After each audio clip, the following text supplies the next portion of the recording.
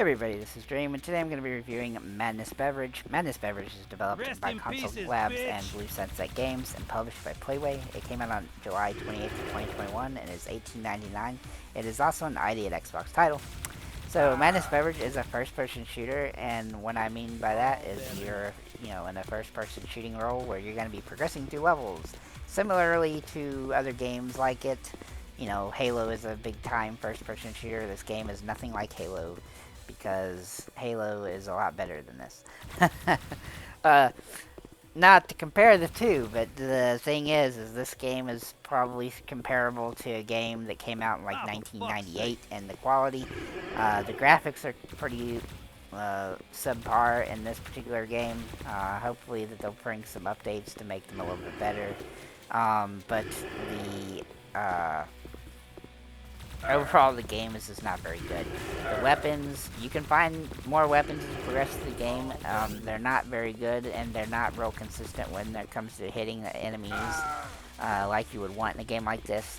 And even the enemies themselves are kind of hit and miss in how good they are at shooting at you, or coming after you to attack you or anything like that.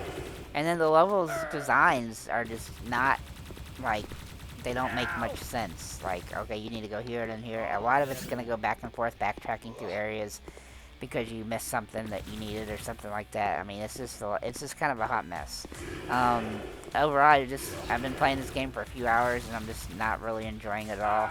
Like I said, most of the issues are because the game just doesn't work very well. And if I get into the achievements, they're just for beating the game on the hard difficulty and killing lots of enemies and things of the nature, and it just leaves a lot to be desired for a game that should be pretty standard. If I was gonna say what is a good standard first-person shooter, this would be well below it. Unfortunately, it just leaves a lot that doesn't make sense. It is about an 8-hour game, which is actually not too terrible for a first-person shooter like this, but it just leaves a lot to be desired when it comes to the quality of it overall. The graphics are just, way behind. The movement and stuff in the game are terrible. I had to adjust it quite a bit just to get something that was bearable to play with. And then just like the weapons, they don't really work that well. There's really nothing much about the game that works particularly great. Everything is pretty average overall. So I'm gonna give this game a 3 out of 10. Honestly, the price doesn't help at all because it's $18.99. This game should be $5 or $10 at the most with the quality.